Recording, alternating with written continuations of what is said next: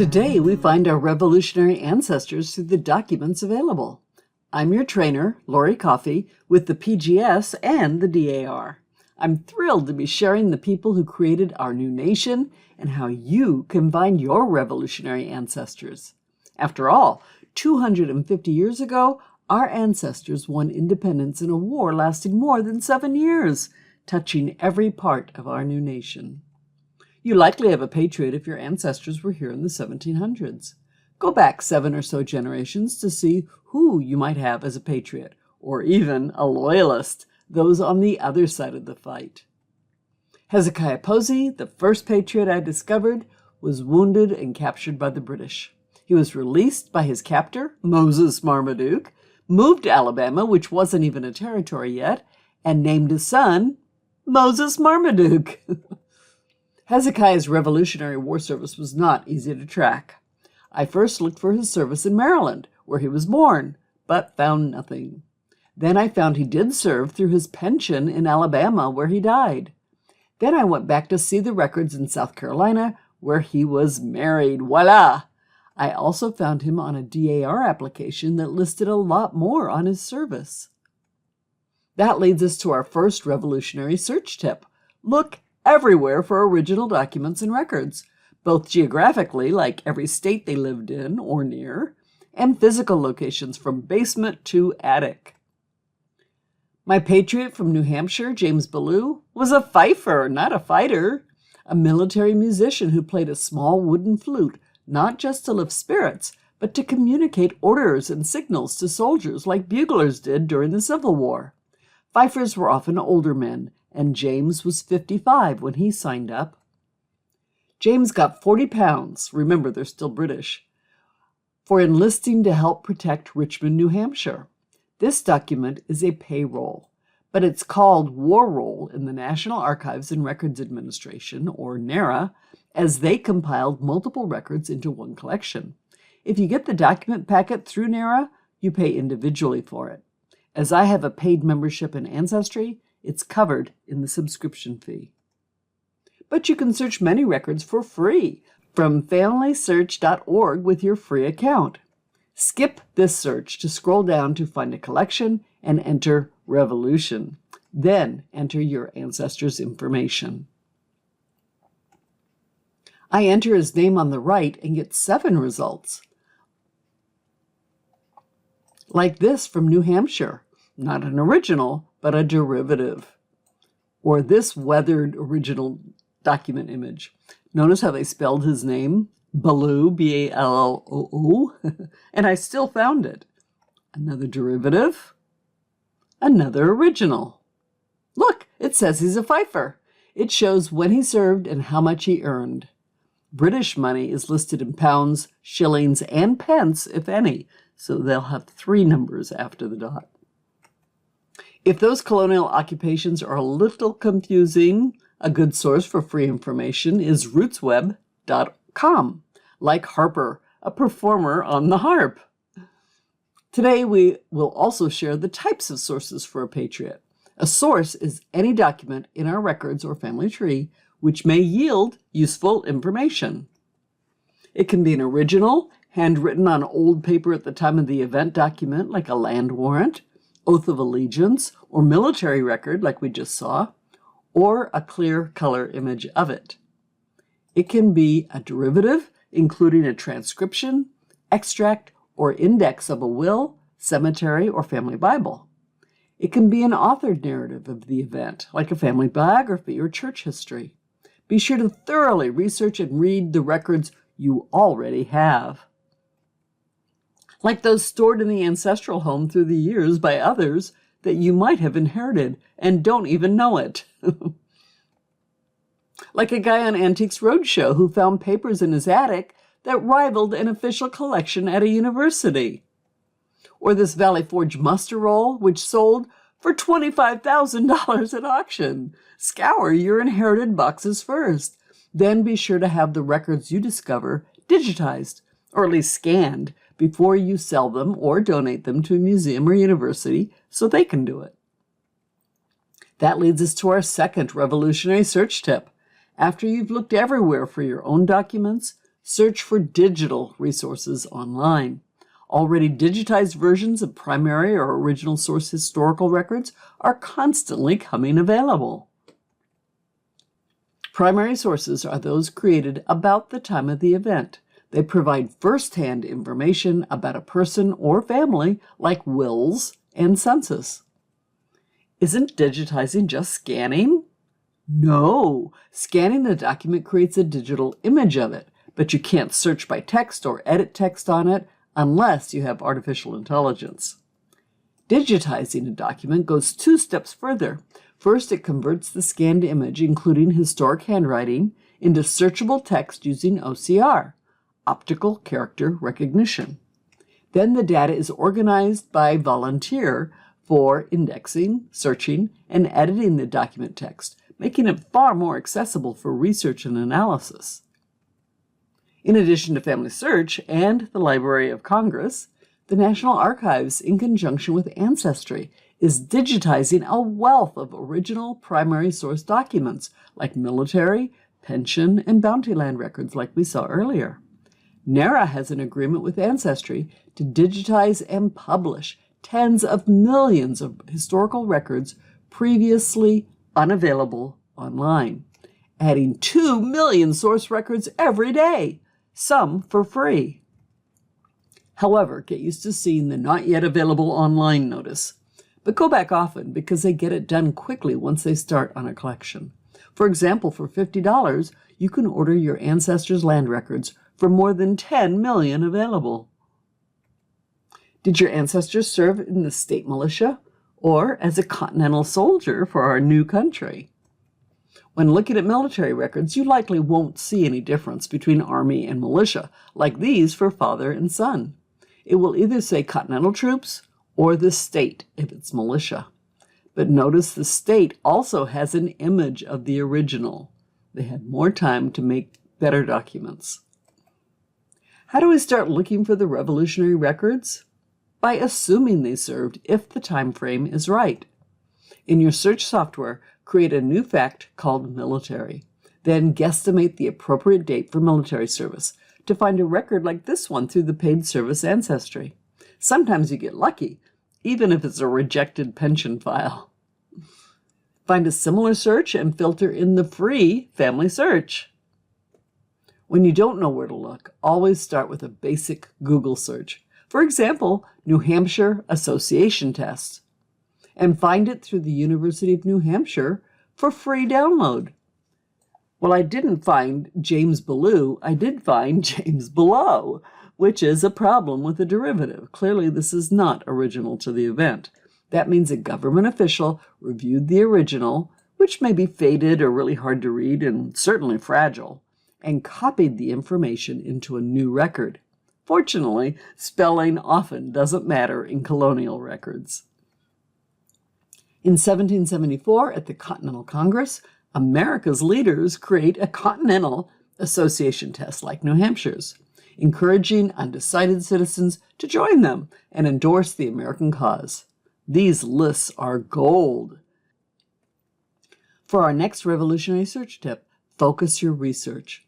Select a specific area that interests you to focus on, not just your ancestor, such as a specific regiment, battle, or location. Then review secondary sources which interpret primary sources, like books, academic journals, and scholarly articles from online databases like Google Scholar and journal storage at JSTOR.org. Even search local history books for the town, the county, or the entire state on a specific topic, like this one on archive.org of New Hampshire's military history, with my Lieutenant Henry Ingalls, plus his captain, plus Colonel Samuel Ashley, the name of the regiment. That's it, Ashley's regiment. Now that we have the name of his regiment, I search on Google and find lots more sources. These likely won't mention my ancestor, James Ballou, but they can tell me how he might have spent the war. Kick it up a notch in Google Books by using advanced search. Sometimes it even pays to buy the book. Meanwhile, a basic Google search for Spanish patriots finds a revolutionary battle in Florida. And a basic Google search can also find websites with lists of specific types of revolutionary ancestors. But when I go to scholar.google.com to search, I find a detailed article written for a historical society. Kick it up a notch using scholar.google.com. The DAR provides a free searchable list of all French patriots in the American Revolution. The cooperation of France was crucial to winning the war. In Virginia, prior to the war, it was illegal to release enslaved workers. After the war, the Virginia Assembly passed a bill allowing slaveholders to free their patriot slaves, releasing nearly 20,000 people from bondage and into the records. A much smaller but very influential group of patriots were the Jewish. In fact, Haim Salomon, a Sephardic Jew from Poland, was a major financier. When Washington's troops were close to mutiny for not being paid, Solomon dug into his own pocket and paid nearly $10 billion in today's money for our cause, through to the final campaign of Yorktown, winning us the war. Sadly, he died only 4 years later at 44 in debtor's prison. The government never repaid its debt to him. Like many patriots, Jews fought, died, or went bankrupt for the cause. DAR has launched a new initiative called E Pluribus Unum, devoted specifically to the service of patriots of color in the Revolution. Here we see two kinds of muster roll sources: original, the handwritten one, and the typed one. While the typed one is more legible, it is a transcription. Mistakes are often made during the transcription process. When you have a choice, save both. The original is always preferred by lineage societies like the DAR. Sometimes forms for fill-in-the-blank records look like they're typed and therefore a transcription, but they might have been typeset in the 1700s and printed at a professional print shop, like colonial America's most famous printer, Benjamin Franklin's. This muster roll of Henry Ingalls, my ancestor and lieutenant who marched for 13 days to protect Fort Ticonderoga, lists other interesting facts. He used 26 rations over 17.4 miles, earning 3, 10, and 2. By the way, they got there after the fort was already lost to Gentleman Johnny Burgoyne's troops, so they turned around and walked home. A muster roll is useful, but we genealogists always want a vital record first. What is a vital record? One that helps to prove this person is your person. Look for the 3 most vital dates and records in an ancestor's life: birth, marriage, and death. The most sought-after records during the 18th century are a birth or baptismal list, which also names the parents from a preacher's personal files or a church; a town or county clerk record of marriage, which may list the parents; and a death record in a family Bible or a tombstone written at the time of the event. The goal is to connect each generation to the next with the fewest number of documents possible. We don't just want to know when ancestors were born, but to whom they were born, thus answering the question, is this person one and the same as in the next generation? Don't worry, lineage societies know that these records are hard to come by. They generally don't require all 3 vitals for each person. 1 generation will likely suffice, especially if it's an original or a clear image of an original. Or we may have to use vital extracts, like this derivative of church records for the county over 263 years. James and Tamison, not Thompson, shows us that spelling doesn't count. Even though we don't have access to this will, the index put father and daughters in the same area. Not definitive proof, but corroborating proof. This is how you start cobbling proof together when vital records are missing. Then you go back to check if the will has been digitized yet. Let's say we want to join the popular DAR, now with more than 1 million members since its founding in 1890. So I apply. What proof do they need from me? In a hierarchy of best documentation, someone else's successful application is best. For example, I use a Sons of the American Revolution, or SAR, application from a distant cousin. This is the easiest way to prove a lineage. When you have more than one application to choose from, look for the newest one with the most complete data. Next best are the vitals, such as a will or minister's record. Remember, originals are always best over derivatives. Then we want local, state, or federal records like military pensions that list widow and/or minor children, or local records like probate or land records, especially those that show family relationships. Finally, published compilations like a family biography is least desirable, but can be acceptable if it meets the criteria for proof, and it is written contemporary at the same time as the ancestor's life. I had to fight for this one, which was contemporary. By the way, other family trees are never acceptable proof. Time for another revolutionary search tip. Be critical. Evaluate sources carefully and consider multiple angles. While professionals do not consider another family tree as proof, it may have a source you can use. Genealogy is never one and done, especially when it comes to proof, especially when sources are constantly coming online. Remember the association test that James Ballou signed? Similar to the one created after the Boston Tea Party.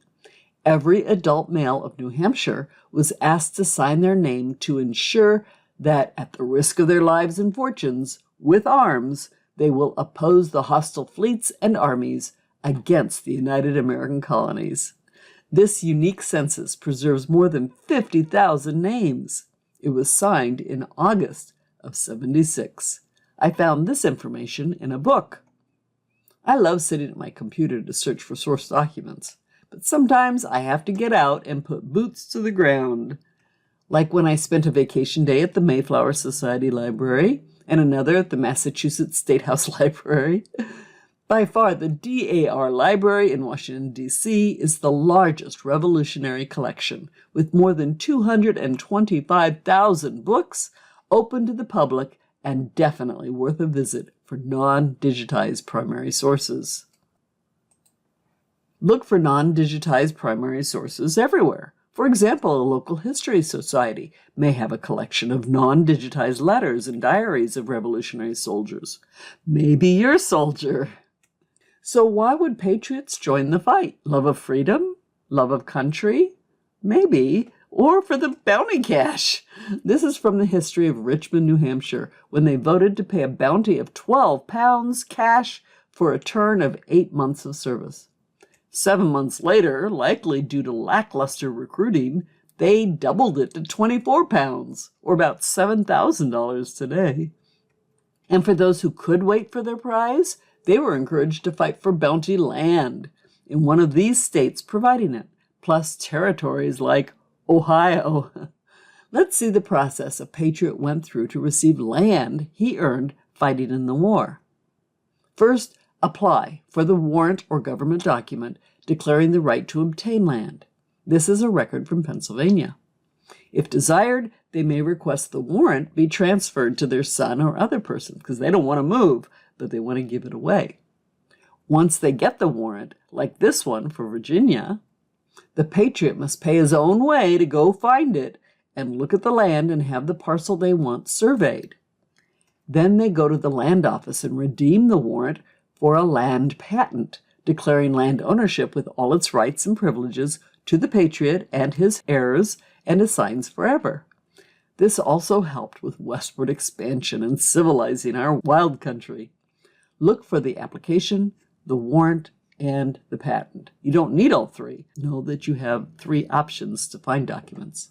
Heritage Quest Online features a premier collection of revolutionary bounty records, available for free with your Largo library card, and maybe with your own local library card. These files contain about 80,000 applications for pensions and bounty lands from troops who served in all branches, Army, Navy, and Marines. Keep in mind, post-service records created after the war generally contain more information than in-service records, so look for those later records too. Now let's take a look at who else could have records for us. In fact, our final revolutionary search tip, number 5, Network with others. Connect with historians and genealogists who share your interests. Facebook is a great place to do that. Plus lineage societies like Sons or Daughters of the American Revolution and local reenactor groups. We all continually learn about the times and are happy to share our knowledge. If the last documented action by your ancestor was to assist in the revolution, you can search for them on dar.org. Use the database for free, whether you're a member or not. Scroll down to free access to our records. No membership needed, see? I click it and enter Blue James and hit search. There he is. I can review which spouse and then which child matches my ancestors. I can click to purchase the associated record copy. Why would I do that? Because these application documents list the source proof. Click the purchase button to see options. The third option includes supporting documentation for a copy of that proof. I try a new search for John Ellis and add all the details I have about him. I get no ancestors found. This does not mean he didn't serve. Either he doesn't have a descendant who used him to join yet, or I entered too much information. Often less is more. So I try just the surname and find a bunch. This document contains Massachusetts Continental loans, like savings bonds today. Of course, I'll have to verify this is my John Ellis, a common name. Another free search option on DAR is Bible records and transcriptions. These Bibles are fully vetted and include more than 84,000 family Bible records like birth, marriage, and death.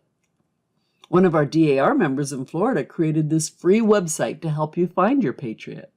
As you know, I joined the popular DAR, focused on marking historic locations, patriotic education, and of course honoring the patriots of the Revolution. All chapters have their own vibe, but generally we all focus on service, like giving literacy gifts to kids in underserved areas. I hope you were inspired to find your courageous revolutionary ancestors through the documents, creating for us the best nation in the world.